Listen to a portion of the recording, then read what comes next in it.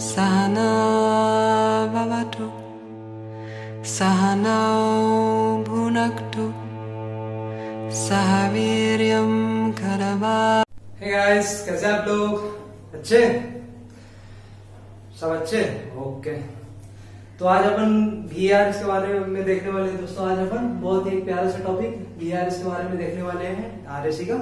और इसमें क्या अपन बिल्कुल थॉरोली देखेंगे, कहीं इसका COP कैसे निकालेंगे ये सारा देखेंगे। VRS होता क्या है, वर्किंग साइकिल क्या है, इसमें कौन कौन से डिवाइस का यूजेज होता है, इसका एडवांटेज क्या है और इसका COP कैसे निकाल सकते हैं। तो ये बिल्कुल सारा इसमें कवर करेंगे दोस्तों।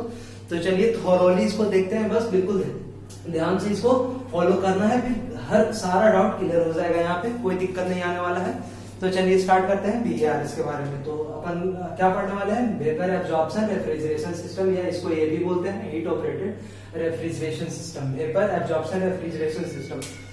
तो ये होता क्या है, तो अपन ने VCRS पढ़ा था। तो VCRS में क्या देखा था, वेपर कंप्रेशन रेफ्रिजरेशन सिस्टम, जिसमें 4 डिवाइस होते थे। कितने डिवाइस? 4 डिवाइस होते थे।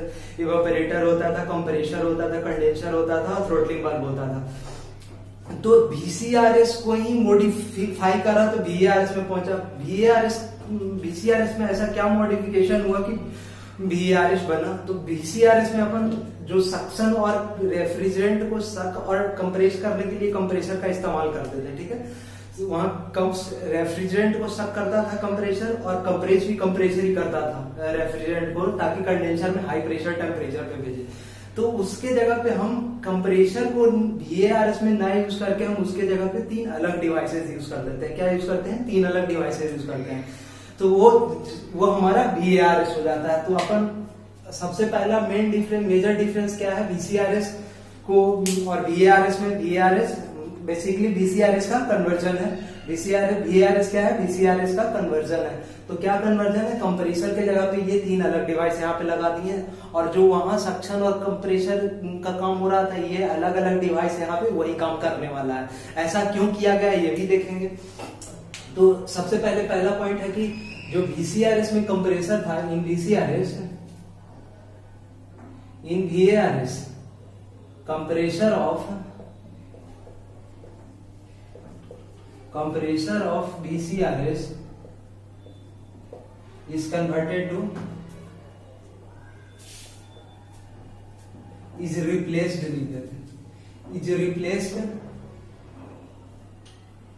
replaced by absorber pump and generator. तो VRS में क्या किया आपने दोस्तों कि कंप्रेसर में VCRS के केस में जो कंप्रेसर था उसको रिप्लेस किससे कर दिया? उसको रिप्लेस कर दिया एब्जॉर्बर पंप एंड जनरेटर से कर दिया। एब्जॉर्बर पंप एंड जनरेटर से। ऐसा क्यों किया? अब ये बात आता है कि ऐसा हमने क्यों किया, इससे हमको फायदा क्या होगा। तो आगे देखते हैं क्या फायदा होता है। तो जैसे दोस्तों क्या होता है, VCRS का एक डिसएडवांटेज था कि वहां वॉल्यूम ऑफ रिफ्रिजरेंट का रिक्वायरमेंट ज्यादा होता है। साइकिल को रन करने के लिए, कूलिंग करने के लिए जो साइकिल रन कर रहा है उसमें रेफ्रिजरेंट का वॉल्यूम का रिक्वायरमेंट ज्यादा होता है। सेम कूलिंग मतलब कूलिंग के लिए उतना ज्यादा कूलिंग करना है तो ज्यादा रेफ्रिजरेंट का वॉल्यूम का रिक्वायरमेंट होगा, ज्यादा रेफ्रिजरेंट क्वांटिटी रिक्वायरमेंट होगा। तो जब रेफ्रिजरेंट ज्यादा होगा साइकिल में, तो उसको रन करवाने के लिए हमको वर्क भी बहुत ज्यादा देना, उतना ही ज्यादा देना पड़ेगा। और एक बात और मेजर डिफरेंस इसी से निकलता है कि जो अपन VCRS में क्या यूज करते थे, high quality high grade energy इस्तेमाल करते थे। कौन सा एनर्जी इस्तेमाल करते थे? इलेक्ट्रिकल एनर्जी को मैकेनिकल एनर्जी में कन्वर्ट करके कंप्रेसर को रन करवाते थे। मैकेनिकल पावर के थ्रू कंप्रेसर को रन करवाते थे। तब कंप्रेसर क्या करता था?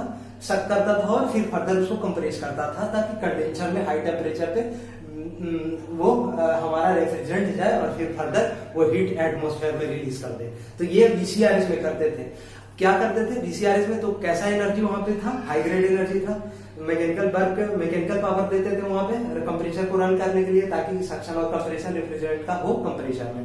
तो अब वो वाला उसी चीज को चेंज कर दिया हमने VRS में। उसमें क्या कर दिया, अब यहाँ पे हमारा लो ग्रेड एनर्जी से भी काम हो जाएगा। यहाँ पे हमारा लो ग्रेड एनर्जी से भी काम हो जाएगा। तो लो ग्रेड एनर्जी कहने का मतलब हीट हो गया, कहीं से भी आप किसी भी तरह से या वेस्ट हीट को यहाँ पे इस्तेमाल कर सकते हैं। कोई सा भी वेस्ट हीट हो, जैसे टरबाइन से निकला हुआ स्टीम का भी इस्तेमाल कर सकते हैं। जो अनवांटेड स्टीम निकलता है उसको डायरेक्टली यहाँ पे हीट के तौर पे सप्लाई करते हैं, VRS में सप्लाई करेंगे तब भी वो काम करेगा। या सोलर हीट का इस्तेमाल कर सकते हैं, या नॉर्मल हीटर से हीट प्रोड्यूस करके इसको रन करवा सकते हैं। तो कहने का मतलब है कि यहाँ लो ग्रेड एनर्जी का रिक्वायरमेंट होता है। लो ग्रेड एनर्जी से हम इस साइकिल को रन करवा लेंगे। और उसमें क्या करते थे, वहां हमारा VCRS में क्या चाहिए था, हमको हाई ग्रेड एनर्जी चाहिए था। तो कहने का मतलब ये है, तो पहला पॉइंट था कि VCRS में कंप्रेसर था, VRS में उसको रिप्लेस कर दिया। दूसरा पॉइंट है इन VRS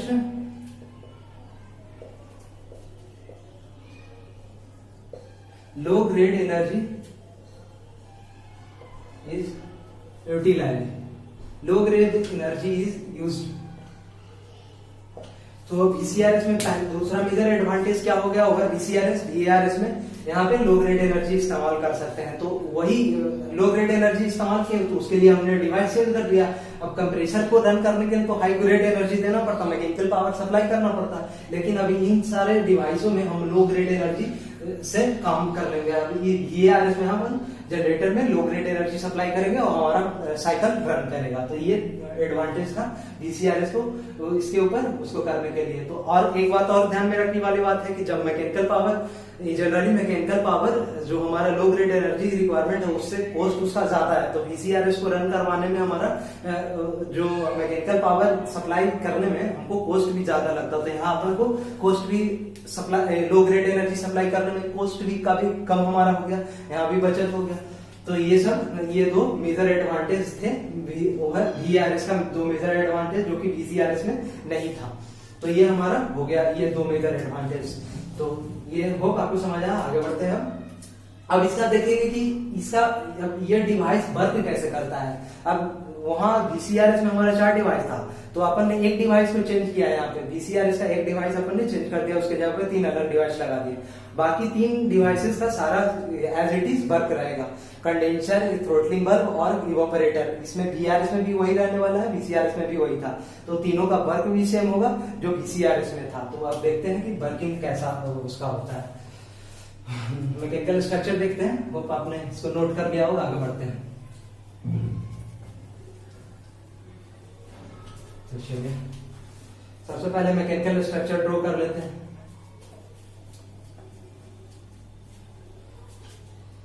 तो ये हमारा क्या था, ये हमारा हो गया कंडेंसर।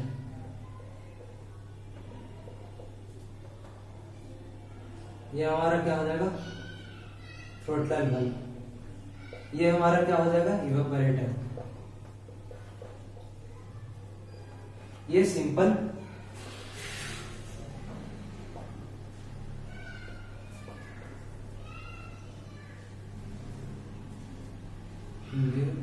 VRS का मैकेनिकल स्ट्रक्चर है।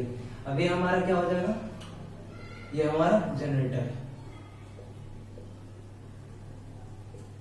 ये हमारा जनरेटर है। ये हमारा क्या हो जाएगा, एब्जॉर्बर। ये हमारा क्या हो जाएगा, एब्जॉर्बर।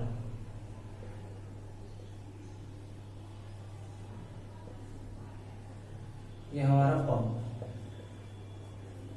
ये हमारा रिड्यूसर।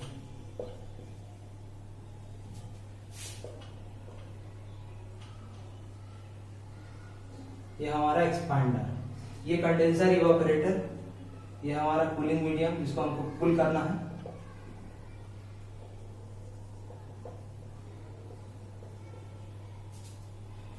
ये एब्जॉर्बर, इसको इसमें एब्जॉर्बर, ये डिवाइस का नाम है एब्जॉर्बर।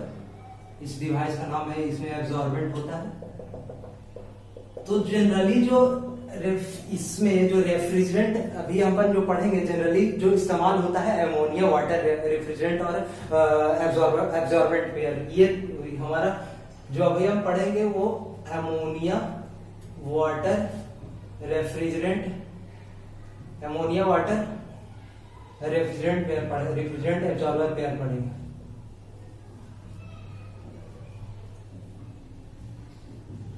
एब्जॉर्बेंट। तो यहाँ पे अमोनिया क्या इस्तेमाल होगा, रेफ्रिजरेंट की तरह होता है, और वाटर क्या होता है, एब्जॉर्बर की तरह। इसी तरह और पेयर है, जैसे लिथियम और वाटर लिथियम ब्रोमाइड पेयर, तो उसका भी इस्तेमाल करते हैं, जिसमें लिथियम ब्रोमाइड को एब्जॉर्बर की तरह एब्जॉर्बेंट की तरह इस्तेमाल कर लेते हैं, और लिथियम अमोनिया को सॉरी वाटर को क्या रेफ्रिजरेंट की तरह इस्तेमाल करते हैं। तो अभी अपन इसमें देखेंगे कौन सा रेफ्रिजरेंट इस्तेमाल करेंगे इस साइकिल में, जो हम पढ़ेंगे अमोनिया रेफ्रिजरेंट का काम करेगा और वाटर एब्जॉर्बेंट का काम करेगा। तो एब्जॉर्ब अब वन बाय वन देखते हैं कि प्रोसेस की सारे डिवाइसेस का प्रोसेस क्या है माय डियर्स। तो बिल्कुल आसानी से समझना है माय डियर, कहीं पे कोई दिक्कत हो तो आप कमेंट बॉक्स में जरूर बताएं, बिल्कुल थोरोली इसको एक्सप्लेन करते हैं। अब चलते हैं देखते हैं। तो इवोपरेटर का काम क्या था कि इवोपरेटर क्या करता है कि जिस मीडियम को हमको कूल करना है, जिस मीडियम को कूल करना है वहां से हीट को खींचता है। इसमें इवोपरेटर में कौन जाता है, रेफ्रिजरेंट जाता है। रेफ्रिजरेंट लो टेम्परेचर प्रेशर पे जाता है और कूलिंग मीडियम से हीट एब्जॉर्ब करता है। क्या करता है, हीट एब्जॉर्ब करता है, हीट एब्जॉर्ब करता है फर्दर, तो वो रेफ्रिजरेंट हीट हो जाता है। तो रेफ्रिजरेंट हीट होने के बाद ये कहां जाता है, एब्जॉर्बर में जाता है। इसको एक मिनट मेंशन कर दें, एब्जॉर्बर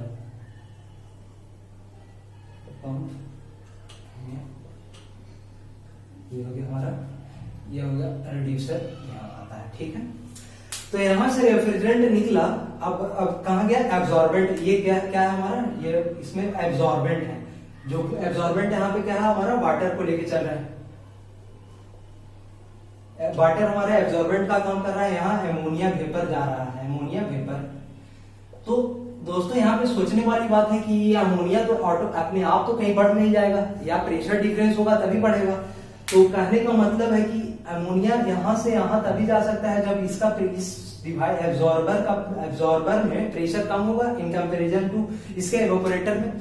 तो उसके लिए ही एब्जॉर्बर का इस्तेमाल करते हैं, एब्जॉर्बेंट का इस्तेमाल करते हैं, एब्जॉर्बेंट का इस्तेमाल करते हैं। तो एब्जॉर्बेंट क्या करता है कि जो अमोनिया वेपर यहाँ से इवेपोरेटर से निकला, एमोनिया वेपर जो इवेपोरेटर से निकला, वो क्या करता है कि एब्जॉर्बेंट जो एब्जॉर्बर के अंदर है, ये एब्जॉर्बर है, हमारा डिवाइस का नाम एब्जॉर्बर है, इसके अंदर एब्जॉर्बेंट है। ये क्या करता है, अमोनिया वेपर को क्या करता है, एब्जॉर्ब करता है। अमोनिया वेपर को क्या करता है, एब्जॉर्ब करता है। एब्जॉर्ब करने का मतलब कि उसका यहाँ से फेस ट्रांजिशन हो जाता है, फेस चेंज हो जाता है। तब कहने का मतलब जितना ज्यादा ये एब्जॉर्ब करता है, एमोनिया वेपर को जितना ज्यादा एब्जॉर्ब करेगा ये एब्जॉर्बेंट, उतना ही vapour pressure of ammonia decrease होगा इस डिवाइस के अंदर, उतना ही vapour pressure of ammonia decrease होगा। और फर्दर से प्योर एमोनिया वेपर था वो, तो उसका प्रेशर इसके कंपेरिजन में ज्यादा हो जाएगा। तो ये एमोनिया इधर से इसमें मूव करेगा, तो परमानेंटली कंटिन्यूअसली अमोनिया का सप्लाई यहाँ से यहाँ आता रहेगा।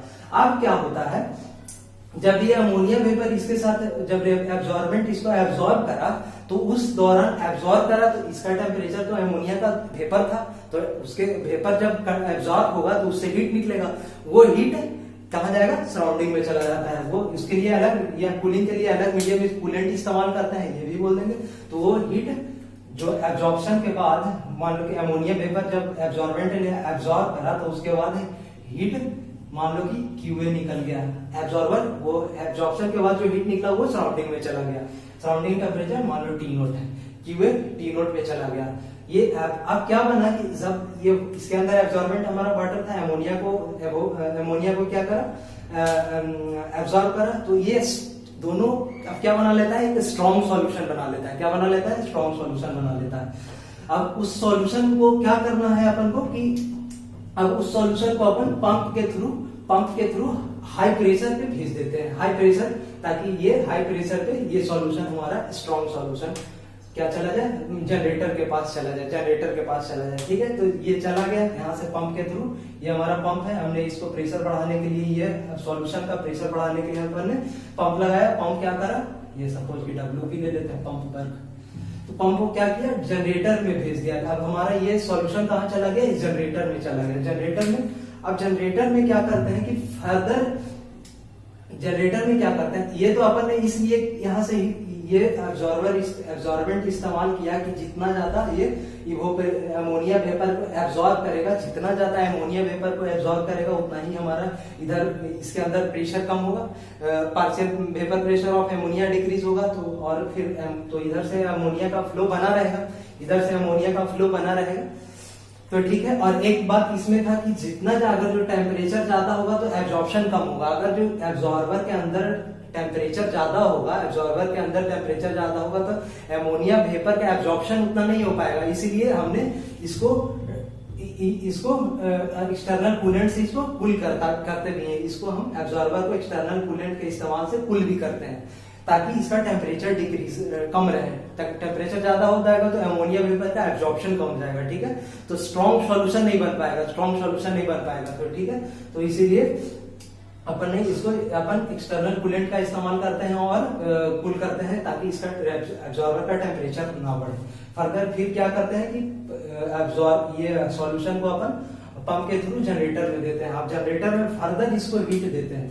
यही पे इस्तेमाल होता है हमारा वेस्ट हीट वगैरह जो भी है, जिस प्रकार का हीट है वो हम सीधा इसमें इस्तेमाल करेंगे। क्यूसी, इसको सपोज क्यूजी मान लेते हैं टीजी टेम्परेचर पे, क्यूजी मान लेते हैं टीजी टेम्परेचर पे। तो ये हीट दिया, तो अब हीट देने के बाद सॉल्यूशन क्या होगा, हीटअप होगा, सॉल्यूशन हीटअप होगा। अब हीटअप होने के बाद क्या होगा कि जो हमारा एमोनिया वेपर है, एमोनिया का जो बॉइलिंग टेम्परेचर है बॉइलिंग टेम्परेचर वाटर के कंपैरिजन में बहुत कम है, 150 से 200 डिग्री। ऐसा इन जनरल माना जाना चाहिए कि रेफ्रिजरेंट और एब्जॉर्बेंट के बीच में 150 से 200 डिग्री का टेम्परेचर डिफरेंस होना चाहिए, बॉइलिंग टेम्परेचर डिफरेंस होना चाहिए।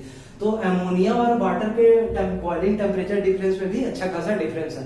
तो अब क्या करते हैं यहाँ से कि जब हम एक्सटर्नल हीट या वेस्ट हीट यहाँ पे जनरेटर में अपन देते हैं ताकि क्या हो कि एमोनिया वेपर सेपरेट हो जाए, किससे, वाटर से।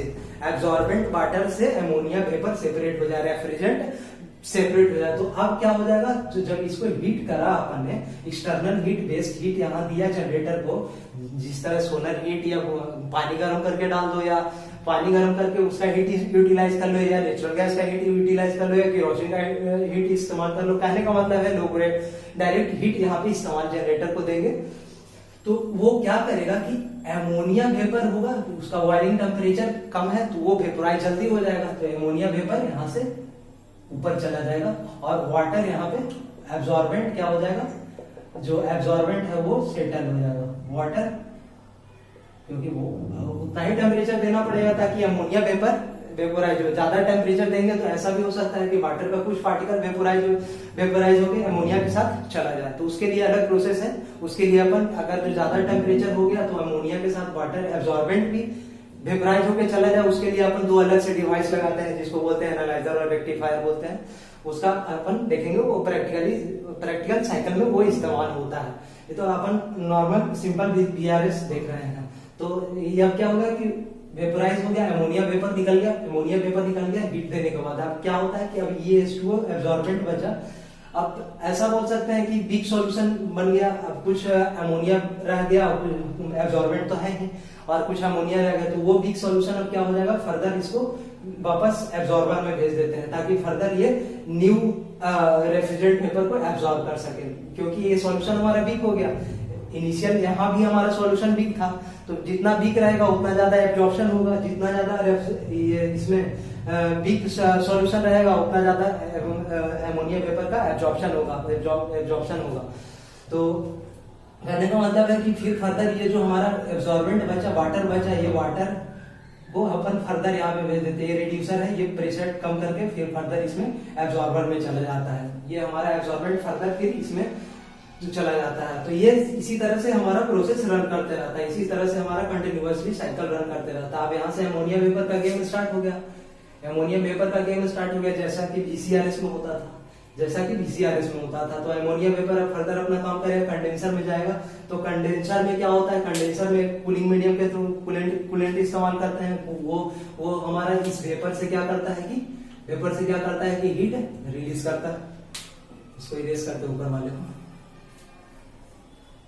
हीट एब्जॉर्ब करके सराउंडिंग में भेज देता है। हीट एब्जॉर्ब करके सराउंडिंग में भेजा QC T note, surrounding temperature T note, और हीट जो गया सराउंडिंग में QC गया कंडेंसर में। एमोनिया वेपर से उसको कंडेंस कर देता है। कंडेंसर में एमोनिया वेपर होता है, क्या कंडेंस हो जाता है, उसके बाद कौन सा फेज आता है, एमोनिया क्या बन जाता है, लिक्विड बन जाता है। लिक्विड में कन्वर्ट हो जाता है। ठीक है, यहाँ वेपर था, वेपर को कंडेंसर में कंडेंस हो गया तो लिक्विड एमोनिया बन गया, और वो कंडेंसेशन जो हीट रिलीज, जो कंडेंसेशन के दौरान जो हीट गया वो सराउंडिंग में अपन भेज देते हैं टी नोट टेम्परेचर पे। मान लो कि सराउंडिंग टेम्परेचर टी नोट है, तो कितना हीट गया, क्यूसी सपोज गया हीट। अब फर्दर क्या करते हैं, अमोनिया लिक्विड को फिर फर्दर एक्सपेंडर में क्या करते हैं, लो प्रेशर टेम्परेचर पे इवेपोरेटर में भेज देते हैं। फर्दर अमोनिया लिक्विड को एक्सपैंड करते हैं ताकि टेम्परेचर और प्रेशर इसका कम है, और वो फर्दर इवेपोरेटर में जाए और फिर ये कूलिंग मीडियम से हीट एब्सॉर्ब करे। Suppose QE at temperature T, evaporator temperature T है, कूलिंग मीडियम से हीट क्यूई एब्सॉर्ब कर रहा है, इवेपोरेटर टेम्परेचर टी है और कूलिंग मीडियम से क्यूई हीट एब्सॉर्ब किया। फर्दर इसी तरह से साइकिल हमारा रन करता रहेगा। तो ये वीआर, सिंपल वीआर इसका साइकिल, वर्किंग साइकिल हो गया हमारा। होप कि आपको ये बिल्कुल क्लियरली समझ आया होगा, कहीं पे दिक्कत नहीं हुआ होगा। तो फिर से एक बार थोरली देख लेते हैं। सबसे पहले क्या होता है कि अमोनिया वेपर कहाँ जाता है, एब्जॉर्बर में जाता है। एब्जॉर्बर में एब्जॉर्बेंट होता है, वो एब्जॉर्ब करता है अमोनिया वेपर को, और उस एब्जॉर्प्शन के दौरान जो हीट रिलीज होता है वो कहाँ जाता है, सराउंडिंग में चला गया टी नोट टेम्परेचर पे। सपोज क्यू है ठीक है, सराउंडिंग में गया। अब एब्जॉर्बर में जब अमोनिया वेपर एब्जॉर्बेंट एब्जॉर्ब किया तो ये स्ट्रॉन्ग सॉल्यूशन बना लेता है अमोनिया और वाटर, एब्जॉर्बेंट का अमोनिया और वाटर का स्ट्रॉन्ग सॉल्यूशन बनता है। उसको हमने ने क्या करा, पंप से जनरेटर में भेज दिया, पंप के थ्रू जनरेटर में भेज दिया। जनरेटर में फर्दर फिर हम वेस्ट हीट का यूटिलाइज करके इसमें हीट सप्लाई करते हैं एक्सटर्नल सोर्स से। और उसके अब इसमें क्या होता है कि अमोनिया वेपर फर्दर वेपोराइज हो जाता है और कूलेंट, हम एब्जॉर्बेंट क्या है, सेटल हो जाता है। फिर फर्दर कूलेंट को अपन रिड्यूसर के थ्रू एब्जॉर्बर में डाल देते हैं। फिर इसी तरह से न्यू अब ये कूलेंट जो आया वो जो एब्जॉर्बेंट आया यहाँ वो फर्दर फिर न्यू एब्जॉर्प्शन करेगा। इसी तरह से साइकिल रन करता रहेगा। और फिर अमोनिया वेपर कहाँ जाएगा, कंडेंसर में जाएगा। कंडेंसर से क्यूसी हीट रिलीज करेगा एटमोस्फेयर में। अब कंडेंस होने के बाद अमोनिया वेपर क्या बन गया, अमोनिया लिक्विड बन गया। अमोनिया लिक्विड को फर्दर एक्सपेंडर में भेजे, इसका टेम्परेचर और प्रेशर ये कम करके फिर इवेपोरेटर में भेजा। फिर इवेपोरेटर कूलिंग मीडियम से हीट एब्सॉर्ब करा। फिर फर्दर ये लिक्विड था, लिक्विड अमोनिया क्या हो गया, वेपराइज हो गया। वेपराइज होकर फिर फर्दर वो एब्जॉर्बर में गया। फिर इसी तरह से ये हमारा साइकिल वर्क करते रहता है और हमारा मीडियम कूल होते रहता है। तो ये हमारा था VARS का, सिंपल VARS का मैकेनिकल डायग्राम, मैकेनिकल स्ट्रक्चर। तो ये सारे डिवाइस VARS में इस्तेमाल होते हैं। ठीक है, वो कि आपको ये समझ आया होगा। तो आगे बढ़ते हैं। अब क्या देखेंगे इसमें, अब क्या देखेंगे, ये सारे डिवाइस का फंक्शन तो अपन ने जान लिया। हाँ, कुछ यूजेस देख लेते हैं इसका, और सीओपी कैसे निकालते हैं वो भी अपन देख लेते हैं। तो सबसे पहला एडवांटेज तो क्या हो गया कि अब ये हो गया कि इसमें वेस्ट हीट यूटिलाइज होता है। सबसे पहले एडवांटेज VARS में क्या हो गया कि वेस्ट हीट यूटिलाइज कर सकते हैं। जो हीट पहले कहीं वेस्ट हो रहा था उसको यूटिलाइज करके हम इस साइकिल को रन करवा सकते हैं। सबसे पहला एडवांटेज, इसका कॉस्ट कम लगेगा, रनिंग कॉस्ट कम हो जाता है, ये है। लेकिन एक इसका एडवांटेज ये भी है कि लार्ज टोनेज प्लांट में इस्तेमाल होता है, जहां पे हमको 50 टन रेफ्रिजरेशन से ज्यादा कूलिंग करना है, कूलिंग का रिक्वायरमेंट है, वहां पे हम इसका VARS का इस्तेमाल करते हैं। VCRS डोमेस्टिक रेफ्रिजरेटर में इस्तेमाल करते हैं, जो अपन ने देखा था।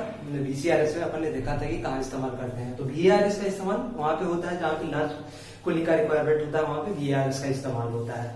तो ठीक है, ये हमारा था यूजेस, कुछ यूजेस ये। तो अपन सबसे पहले फिर से अब देखेंगे कि सीओपी कैसे निकाल सकते हैं। COP of VARS, vapour absorption refrigeration system का सीओपी निकाल। तो उसके लिए एक बार फिर से मैकेनिकल स्ट्रक्चर ड्रॉ कर लेते हैं जल्दी से।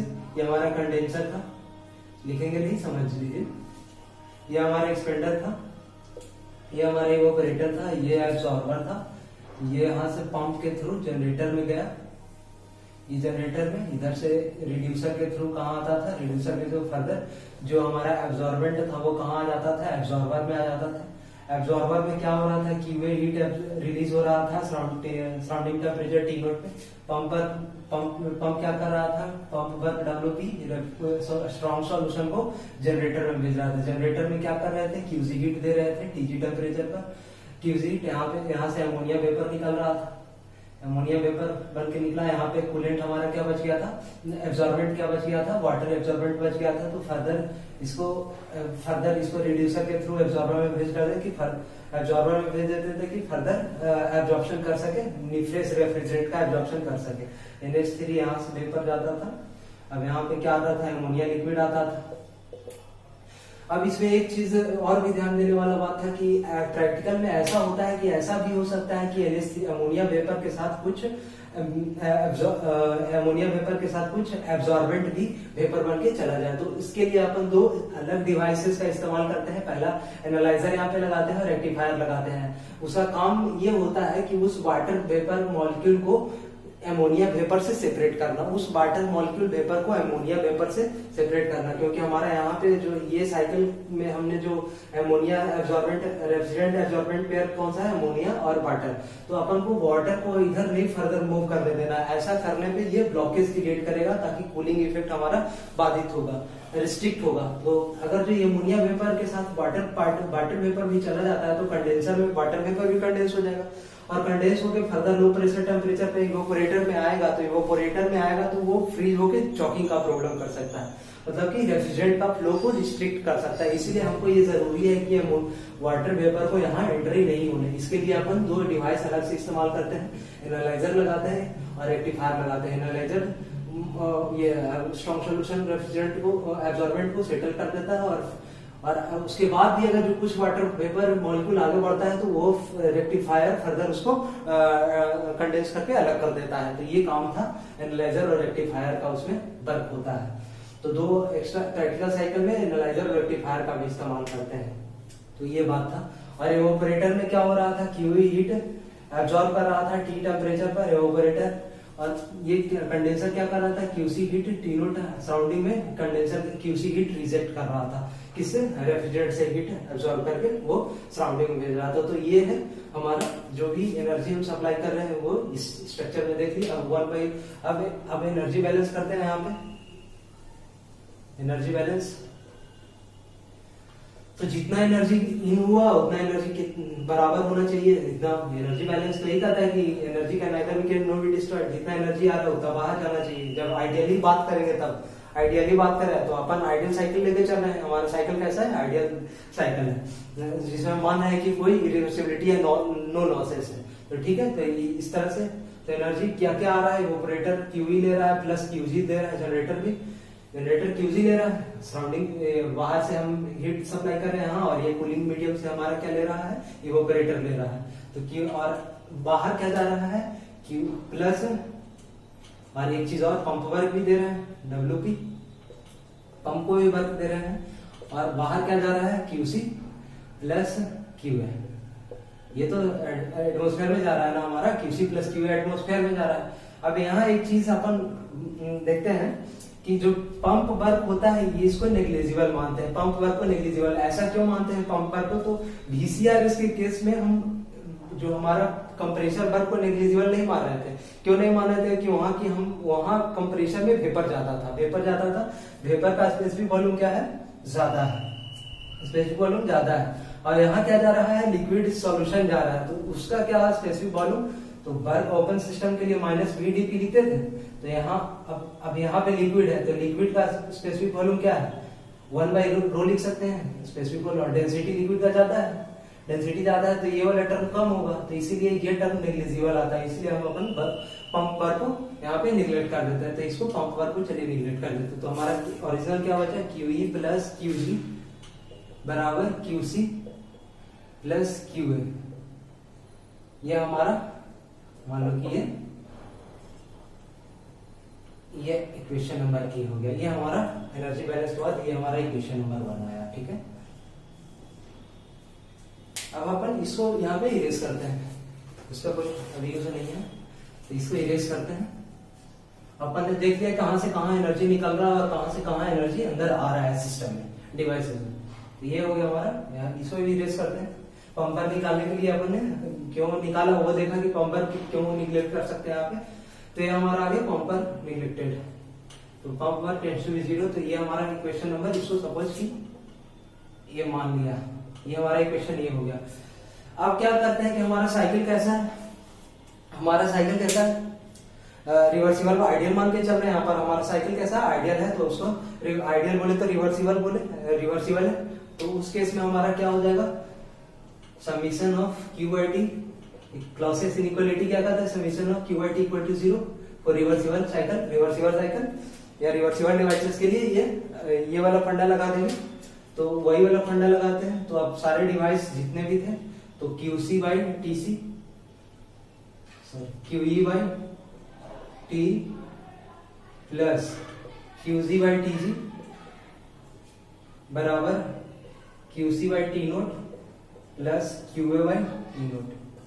ये हो गया। QE के करस्पॉन्डिंग टेम्परेचर TE था, QG के करस्पॉन्डिंग टेम्परेचर TG था, QC हीट कहाँ जा रहा था, T नोट एटमॉस्फेयर में जा रहा था, QA कहाँ जा रहा था, एब्जॉर्बर हीट कहाँ रिलीज कर रहा था, एटमॉस्फेयर में। अपन ने एटमॉस्फेयर टेम्परेचर को T नोट मान लिया। तो ये हमारा इक्वेशन नंबर फर्स्ट हो गया। ये हमारा इक्वेशन नंबर ये था। अब equation number further and now equation A divide by T note temperature. Equation A को हम पूरा इक्वेशन ए को RHS और LHS में T नोट से डिवाइड कर देंगे। तो T नोट से डिवाइड करने के बाद यहाँ लिख लेते हैं क्या आता है, QE plus QG by T note, QC by T nought plus QA by T nought. ये हमारा आ गया। इसको हम मान लेते हैं इक्वेशन नंबर 2।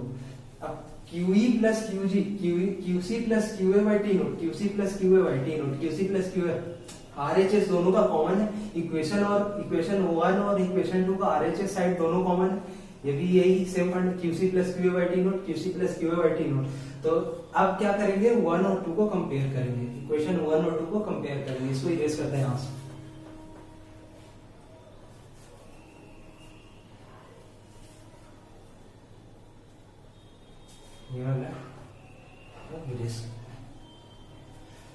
अब क्या करेंगे, कंपेयरिंग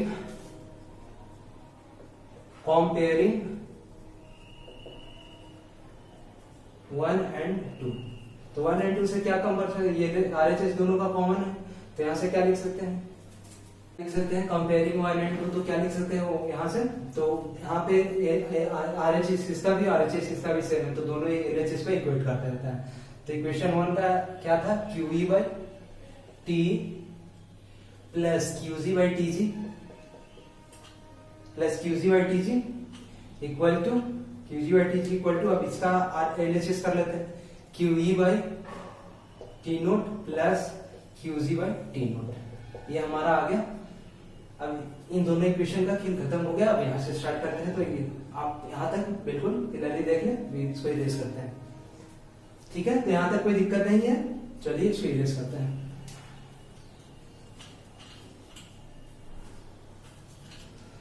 तो अब हमारा ये ओरिजिनल बन गया। अब क्या, QE by TE plus QG by TG equal to QE by T nought plus QG by T nought. यहाँ से आ गया। अब हम QG वाले ये टर्म को एक साइड कर लेते हैं और QE वाले टर्म को एक साइड कर लेते हैं। तो यहाँ से QE आ गया इधर कॉमन, इसको QE बाई T नोट को इधर लाए तो 1 upon T minus 1 upon T nought यहाँ पे आ गया। और इधर QC वाले टर्म को इधर ले गए, QC कॉमन किए, उसके बाद 1 upon T nought minus 1 upon TC, 1 upon T nought minus 1 upon TC, 1 upon T nought minus 1 upon TC। और अब क्या करेंगे, QE बाई QG कर लेते हैं और ये वाले टर्म को इसके नीचे ले आते हैं, 1 upon T nought minus 1 upon TG। बच्चे में 1 upon T minus 1 upon T nought. ये हमारा आ गया QE बाई T। तो इसको फर्दर सॉल्व करने के बाद क्या आता है, TG minus T nought by TG into T nought into, इसको सॉल्व कर नीचे वाले को T nought minus TE upon T nought into TE। क्या आ गया, TG minus T naught upon TG into T note ऊपर वाले को सॉल्व करने पे, और नीचे वाले को सॉल्व करने पे T नोट माइनस ऐसे T nought minus TE upon T nought into T nought cancel हो गया। तो यहाँ से फर्दर क्या बचा, QE by QG equal to TG minus T nought by TG into TE upon T nought minus TE। ये हमारा बचा, ये हमारा फाइनल बचा, ये हमारा फाइनल रिजल्ट बचा। तो होप आप इसको नोट कर लिए होगा। इरेज करते हैं इसको, फिर इसको फर्दर यहाँ पे मेंशन करते हैं।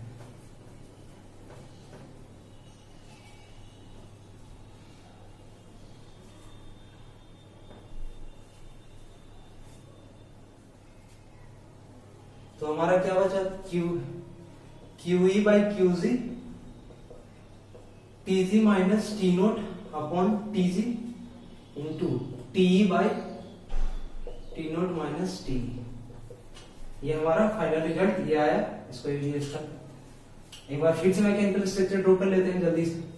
ये कंडेंसर हो गया, ये एक्सपांडर हो गया, ये इवोपरेटर हो गया, एब्जॉर्बर हो गया, ये हमारा जनरेटर हो गया, जनरेटर, ये हमारा रिड्यूसर हो गया, ये हम पंप के थ्रू भेजते हैं, ये जनरेटर, ये हमारा absorber, evaporator, QE heat T temperature पर,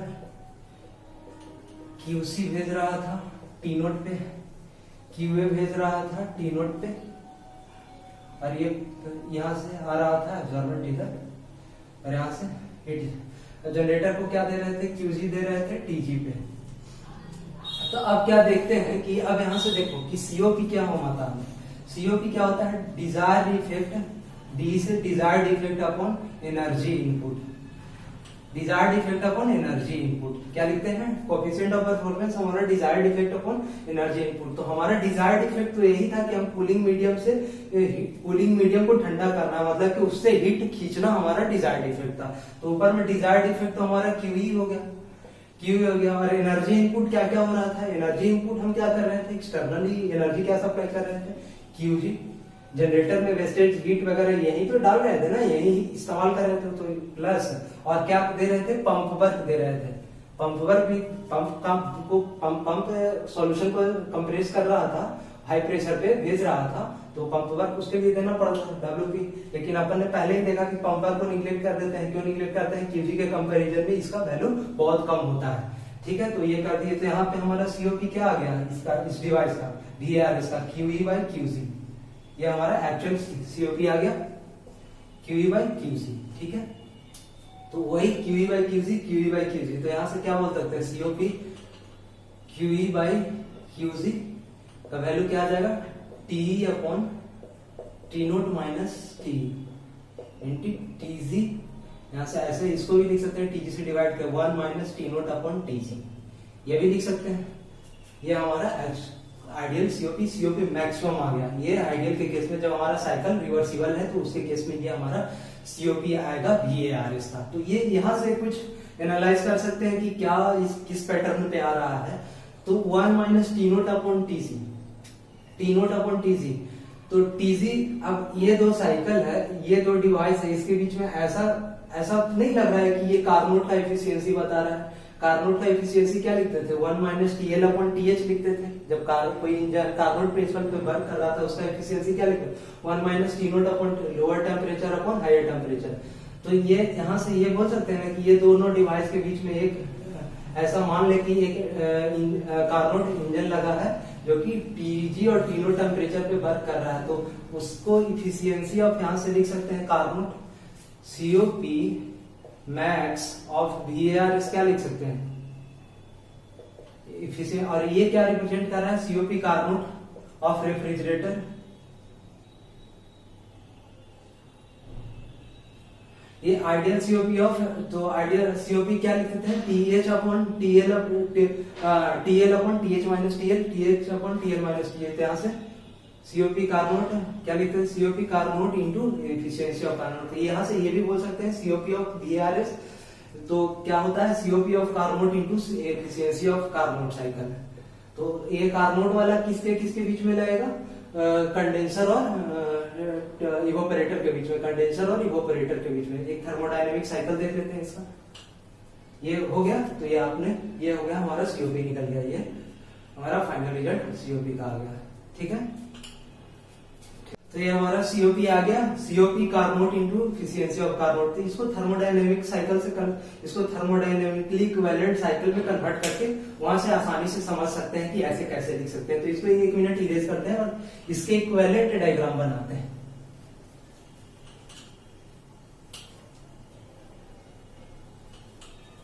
इसका इक्विवेलेंट डायग्राम बनाते हैं। सपोज कि ये हमारा टीजी है और ये क्यूजी है, टीजी और क्यूजी। ये इसके बीच में यहां पे क्या है हमारा एब्जॉर्बर एंड कंडेंसर, इसका टेम्परेचर T नोट है। यहां पे क्या है हमारा इवोपरेटर, क्यूई टेम्परेचर कितना है, T है। हीट कितना रिलीज कर रहा है, क्यूई है, इसका टेम्परेचर क्या है, टी है। तो ऐसा मान सकते हैं कि इसके बीच में एक रेफ्रिजरेटर लगा है, ये दोनों डिवाइस के बीच में एक रेफ्रिजरेटर लगा है। रेफ्रिजरेटर लगा है, यहां से क्यूजी आ रहा है, कहां आ रहा है, एब्जॉर्बर में आ रहा है। तो हीट, तो आप क्या लिख सकते हैं कि ये हम क्या लिखते हैं यहाँ पे, एफिशिएंसी ऑफ कार्नोट। तो ये दोनों के बीच में एक इंजन लगा दिए हैं जो कार्नोट प्रिंसिपल पे वर्क कर रहा है, टीसी टी नोट। तो एफिशिएंसी क्या आया था, तो एफिशिएंसी क्या लिखेंगे, ये यहाँ इस दोनों को कंसीडर करते हैं, तो एफिशिएंसी क्या आ जाएगा, 1 minus T nought upon TC. तो कार्नोट एफिशिएंसी क्या आ जाएगा, इस इंजन का कार्नोट एफिशिएंसी क्या आ जाएगा, जो टीजी और टी नोट टेम्परेचर के बीच वर्क कर रहा है, तो 1 minus T nought upon TC. और अब ये इवोपरेटर है, ये इवोपरेटर है, ये रेफ्रिजरेटर है, सॉरी रेफ्रिजरेटर है, वो किसके किसके टेम्परेचर के बीच में काम कर रहा है, टी नोट और टी टेम्परेचर के बीच में काम। तो इसका मैक्सिमम सीओपी क्या लिखेंगे, आइडिया जब कार्बोनेट सीओपी क्या लिखेंगे, टीएल अपॉन क्या लिखते थे, T lower temperature divided by higher temperature minus lower temperature. तो ये यही तो लिखे हैं यहाँ पे। तो इसको ऐसे भी लिख सकते हैं, COP carbonate into efficiency of carbonate. ये सिंपल थर्मोडायनेमिकली, इसको क्या बोलेंगे, ये डायग्राम को क्या बोले, thermo THRMO, thermodynamically equivalent diagram. तो यहां से क्लियरली समझ सकते हैं कि क्या क्यों लिखे COP of carbonate into efficiency of carbonate. जो हमारा सीओपी मैक्सिमम सीओपी आया था VARS का कुछ इस तरह आया था, तो उसको ऐसे भी लिख सकते हैं, COP of carbonate into efficiency of carbonate. तो ये हमारा एक इंजन सपोज कर लिए थर्मोडायनेमिकली इक्विवेलेंट बनाया हमने ऐसा, ताकि आसानी से यहाँ बता सके कि ये दोनों का प्रोडक्ट के बराबर है। तो ये टीजी और टी नोट के बीच में एक इंजन लगा है जो कि कार्नोट इंजन है, उसका एफिशिएंसी को अगर जो इवोपरेटर का कार्नोट रेफ्रिजरेटर का जो कार्नोट प्रिंसिपल पे वर्क कर रहा है उसका सीओपी लिखेंगे, तो दोनों का प्रोडक्ट करने पे जो सीओपी आएगा वो हमारा VARS का सीओपी आ जाएगा। तो ये था हमारा सीओपी आएगा। होप आपको अच्छा लगा होगा ये लेक्चर। अपने तरफ से तो मैंने बहुत कुछ दे दिया, फिर भी अभी और देखते हैं, ये था कंप्लीट और देख लेते हैं एक बार से। तो ये थर्मोडायनेमिकली इक्विवेलेंट डायग्राम पता चल गया, सीओपी ये पता चल गया, तो ये पूरा यहाँ पे VARS अच्छे तरीके से कंप्लीट होता है। तो होप आपको ये वीडियो अच्छा लगा होगा। तो मेरा एक छोटा सा रिक्वेस्ट है, अगर जो आपको ये वीडियो वाकई अच्छा लगा होगा तो लाइक और कमेंट में जरूर बताएं, ताकि ये हमारा बूस्टर, एनर्जी बूस्टर का काम करता है। तो लाइक कमेंट और शेयर जरूर करें अगर जो आपको ये वीडियो अच्छा लगा। हाँ, सब्सक्राइब करना ना भूलें। तो चलिए, टेक केयर, अपना ध्यान रखें, जय हिंद।